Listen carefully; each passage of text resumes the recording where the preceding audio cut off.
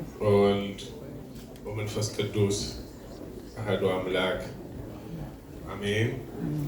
ክቡር አባታችን መላከ ሰላም ቆሞስ አባ ሰይፈ ገብርኤል የዚህ ታላቅ ደብር አስተዳዳሪ፣ ክቡር ሊቀ ጠበብት ጌታ ወልደ ገብርኤል የደብሩ የአቋቋምና የቅዳሴ መምህር፣ ክቡራን አባቶች ካህናት፣ ወንድሞች ዲያቆናት፣ የዕለቱ ወንጌላት ሙሽሪትና ሙሽራው፣ እግዚአብሔር የሚወዳችሁ እግዚአብሔርን የምትወዱ የእግዚአብሔር ቤተሰቦች፣ የእናታችን የእመቤታችን የቅድስት የድንግል ማርያም ወዳጆች ክርስቲያኖች ሁላችሁም እንደምን ሰነበታችሁ?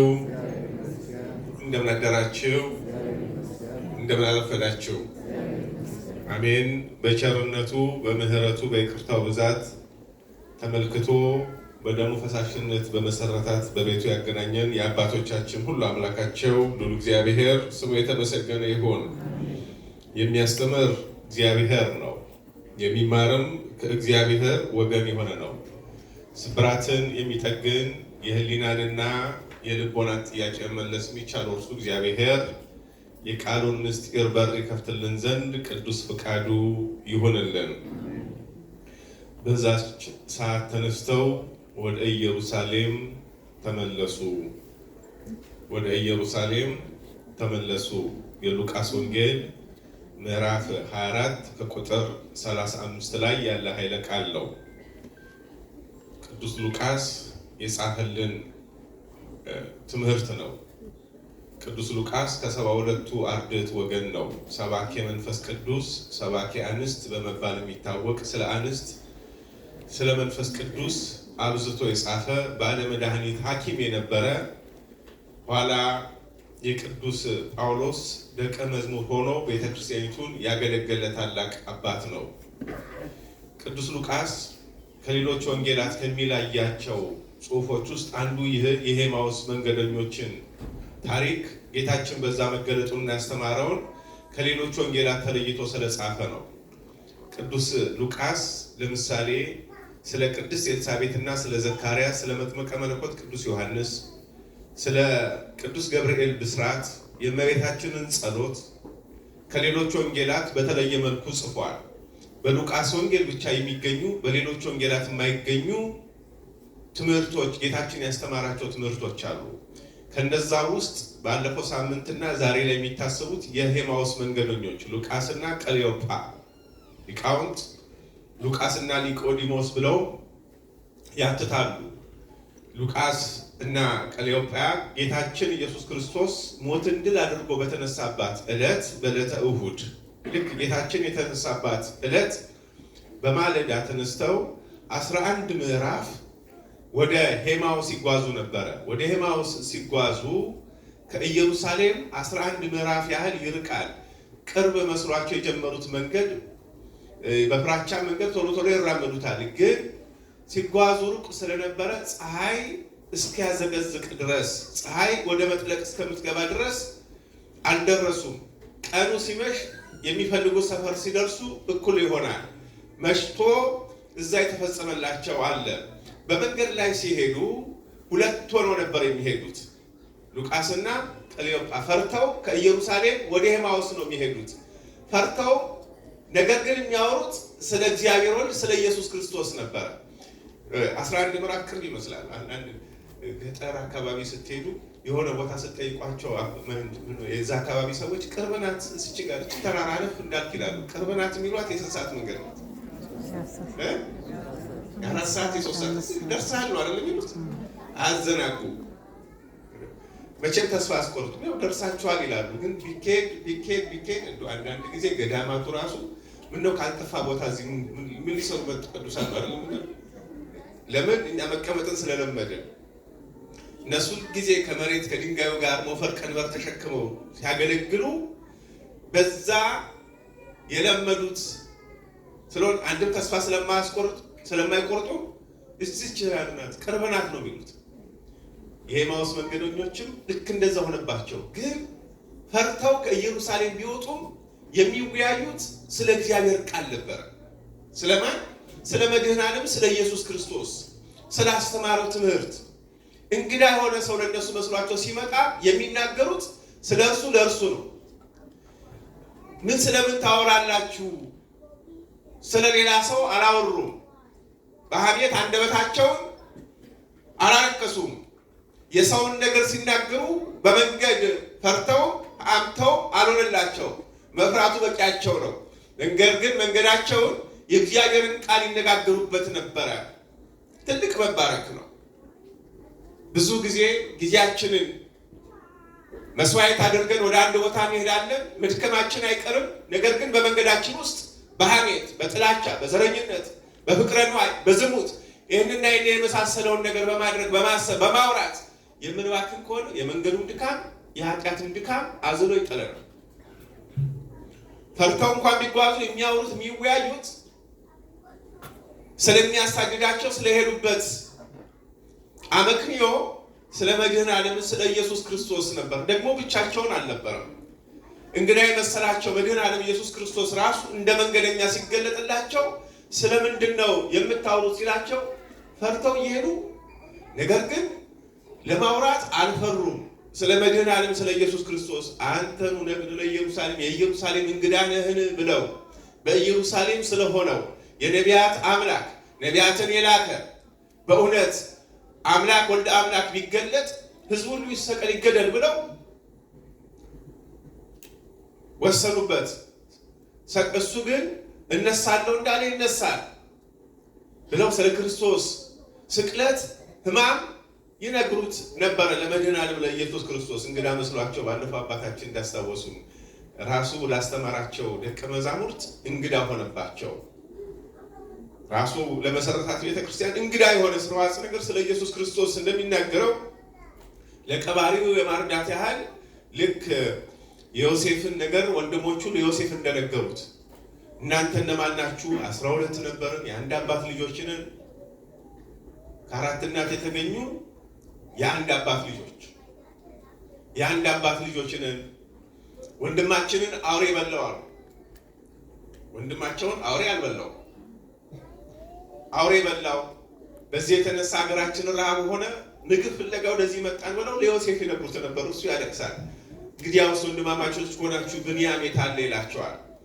ለአምላከ ዮሴፍ ለክርስቶስ ስለ ክርስቶስ ሞት ሕማም አሁን እነሱ አሳልፈው እንደሰጡት አስቀርተው ወንድሞች አውሬ በላው እንዳሉ ሉቃስና ቀሌዮጳ ስለ ትንሣኤው ዘንግተው ስለ ሕማሙና ስለ ስቅለቱ በኢየሩሳሌም ስለሆነው ነገር ለመድኃኔ ዓለም ስለ ኢየሱስ ክርስቶስ ይነግሩት ነበር።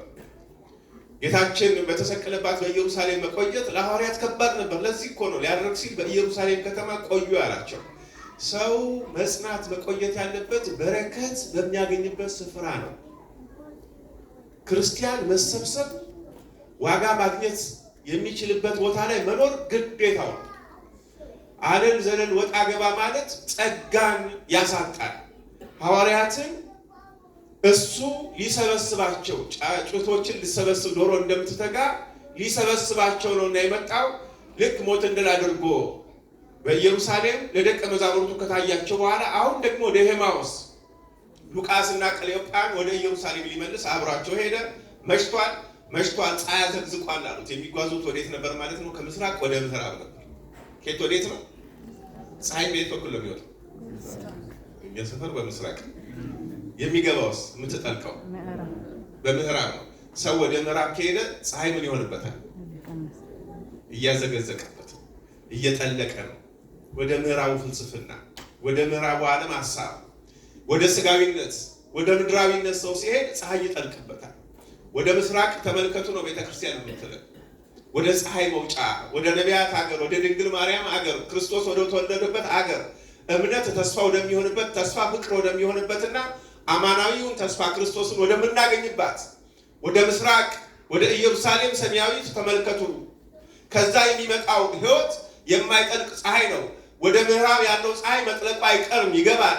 በዚህ ዓለም የገነኑ የተፈላሰፉ ያወቁ ባለጸጎች የሆኑ ሀብታቸው ብል ይበለዋል፣ እውቀታቸው ዝንጋይ ይመጣበታል፣ ጉልበታቸው ይደክማል፣ መንግስታቸውም ይሻራል። ወደ እነዛ መሄድ የሚጠልቅ ነው፣ የሚሰበሰብ ነው። መንግስተ ሥላሴ ብቻ ነው ዘለዓለም። የማይጠልቅ ፀሐይ ዘኢያርብ ማይቶ ዘይጠፍ፣ የማይጠልቅ ፀሐይ የማይጠፋ ጨለማ የማያገኘው ብርሃን እግዚአብሔር ነው። እሱን ተስፋ አድርገው ወደርሱ የሚጓዙ መቼም አይደክሙም።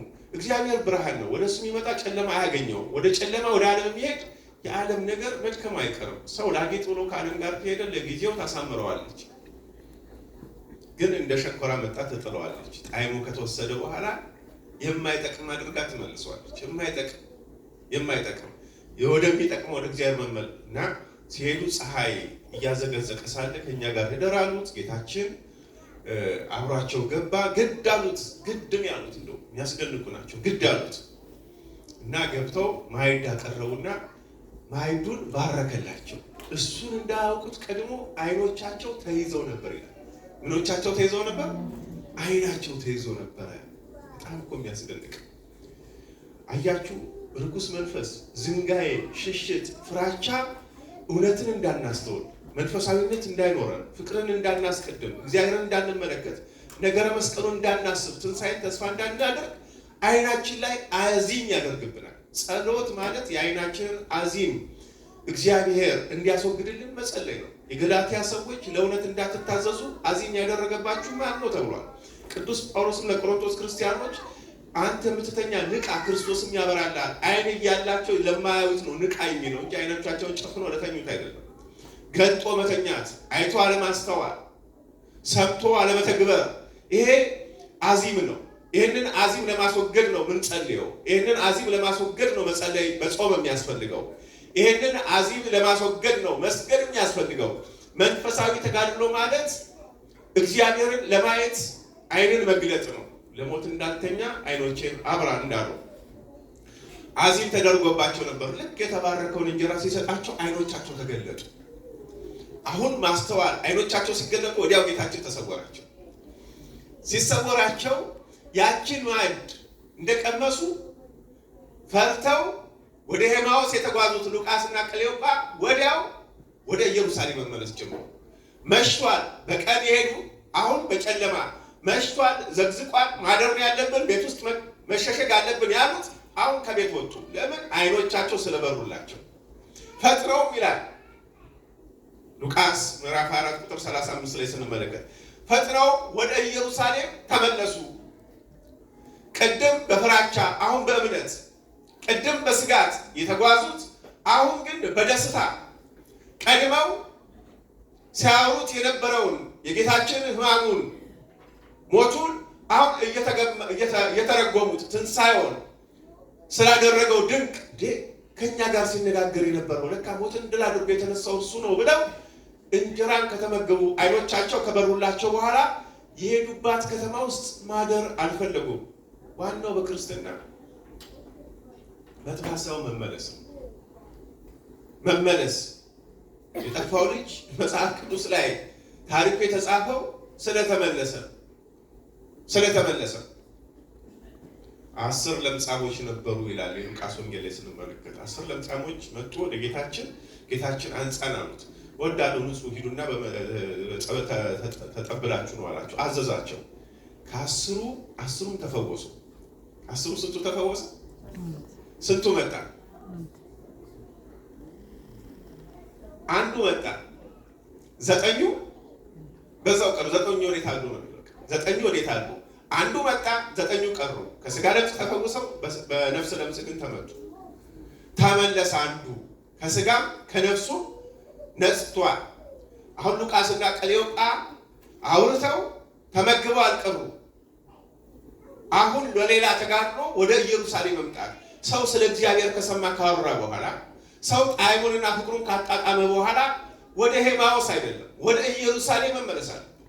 ቢጨልምም ቢመሽም ቢያስፈራም ቢያሰጋም የዓለምን ነገር የፍጽምናን ነገር ምድራዊውን ነገር እያሰበ ሰው ይሄ ላይመች ይችላል፣ ይሄ ሊሆን ይችላል፣ ተራራ ሊሆን ይችላል፣ ቁልቁለት ሊሆን ይችላል፣ ወንዝ ሊሆን ይችላል፣ አውሬ ሊኖር ይችላል፣ እንቅፋት ሊኖር ይችላል ብሎ በስጋትና በፍራቻ ሳይሆን በእምነትና በተስፋ የእግዚአብሔርን ፍቅር እያሰቡ መጓዝ ነው።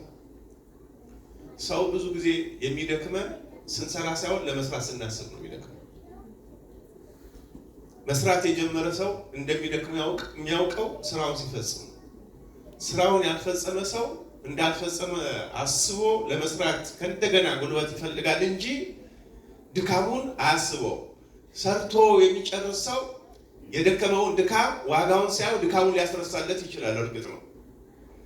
ነገር ግን ብዙ ጊዜ አእምሯችንን የምናዝለው ስራን ከመጀመራችን፣ ንባብን ከመጀመራችን፣ ጾምን ከመጀመራችን፣ ስግደትን ከመጀመራችን፣ አስራት በኩራትን ማውጣት ከመጀመራችን በፊት ራሳችንን እናዳክመዋል። በእግዚአብሔር ሁሉን እችላለሁ እንዳለ ቅዱስ ጳውሎስ ኃይልን በሚሰጠኝ በክርስቶስ ሁሉን እችላለሁ፣ ለእግዚአብሔር የሚሳነው ነገር የለም። በምትሰሩበት ጊዜ ብቻችሁን አይደላችሁም ካለ ለእግዚአብሔር የሚሳነው ነገር እንደሌለ ካመንን ትምህርትም ሕይወትም ሁሉ ይቻላል። አሁን በሰው ዘንድ ማይቻል ይላል የሉቃስ ወንጌል የማቴዎስ ወንጌል ምዕራፍ 19 ቁጥር 14 ላይ ቅድም ለሙሽሮች በተነበበው ጌታችን ያስተማረው በሰው ዘንድ ማይቻል እግዚአብሔር ግን ይቻለዋል።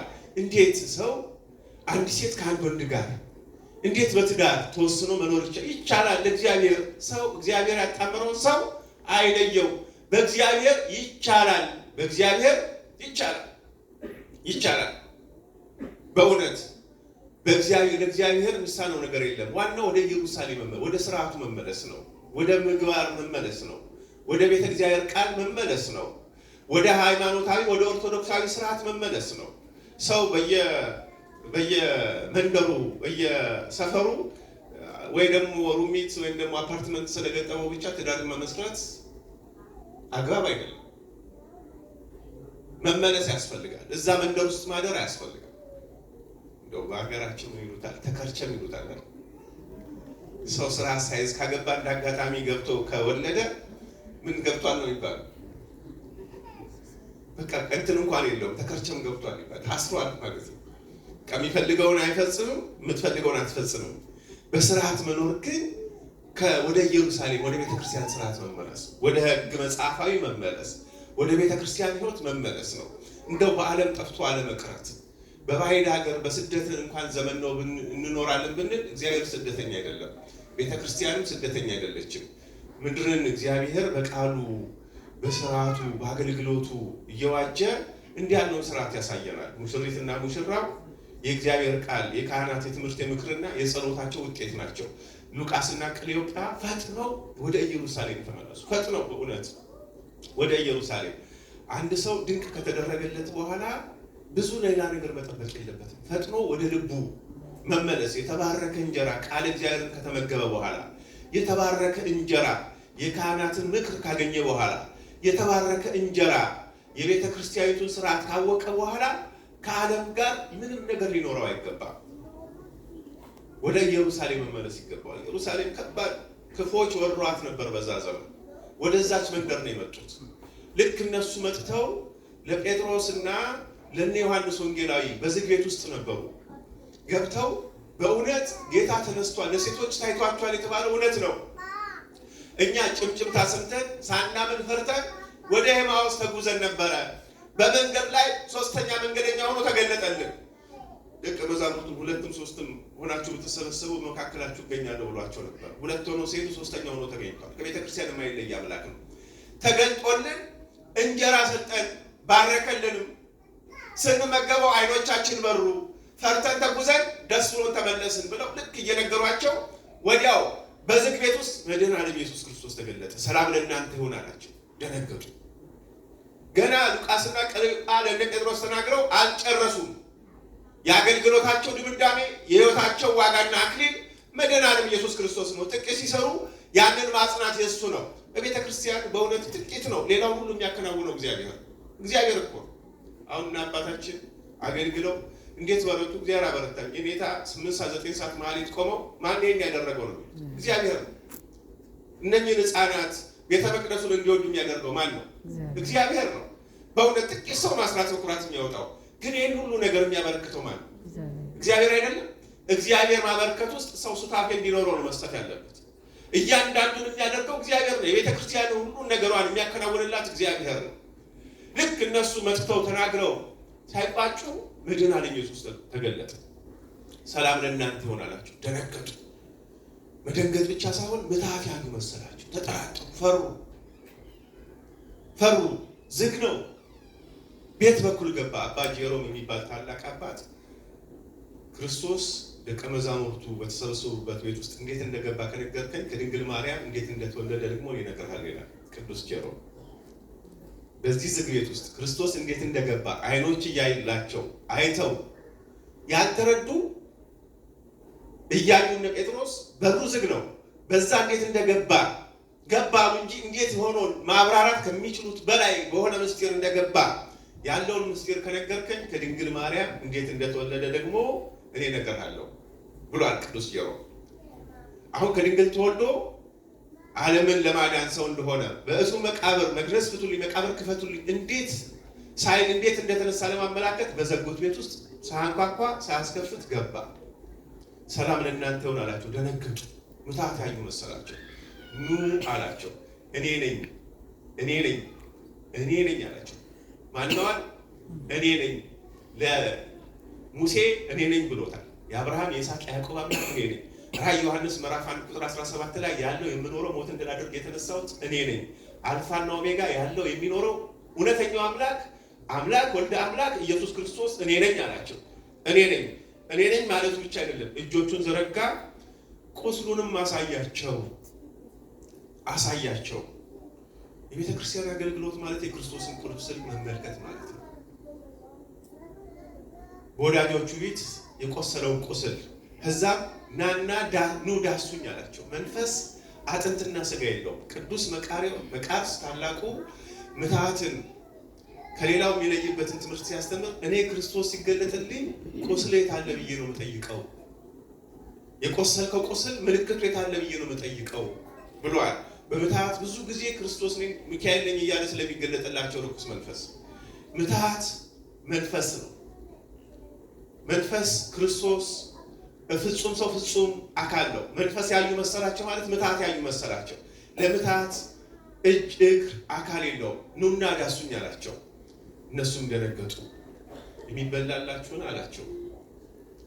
አሳ ቀረቡለት፣ ባረከ፣ እያዩት በላ። ፍጹም ሰው መሆኑን አእምሯቸውን ሊወስንላቸው እንዳይደነግጡ ምትሃት ያዩ ነው የመሰላቸው።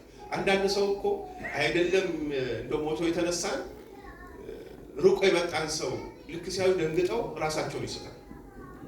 አይታችሁት ለብዙ ዘመናት አይታችሁት የማታውቁትን ሰው ስታዩት ምንድን ነው የምትሆኑት? አንዳንዴ እኮ ራሳችን መቆጣጠር አንችልም። ምትሃት ያዩ መስሏቸው ስለነበረ ዳሱኝ አላቸው። አእምሯቸውን ሊመልስላቸው የሚበላላችሁን አላቸው። አብሯቸውም ተመገበ። ክርስትና በምንረዳው ልክ ነው እንጂ ክርስቶስ በሆነው ልክ አይደለም። ግልጽ ነው። እግዚአብሔርን ተመራምረን አንደርስበትም። እኛ በምንረዳው መልክ ነው እንጂ የሚገለጥልን በአቅማችን በሆነው ልክ አልተገለጠልንም ከድንግል ማርያም በስተቀረ። ቅዱስ ጳውሎስ ራሱ ምንድን ያለው? በድንግዝግዝ መስታወት እንደምንመለከት ነው። ማንም ቢመራመር ሊደርስበት አይችልም። በሚረዳው መጠን ይገለጥለታል። በሚረዳን በሚመጥነን መልኩ ነው እንጂ እግዚአብሔር በሆነው መልኩ ማወቅ አንችልም። እግዚአብሔር በዛኑ መጠን ስለማይታወቅ የማወቅ አቅም ስለሌለ ይቆየን። ያስተማረን የመከረን የገሰጸን የአባቶቻችን ሁሉ አምላካቸው እግዚአብሔር ስሙ የተመሰገነ ይሁን።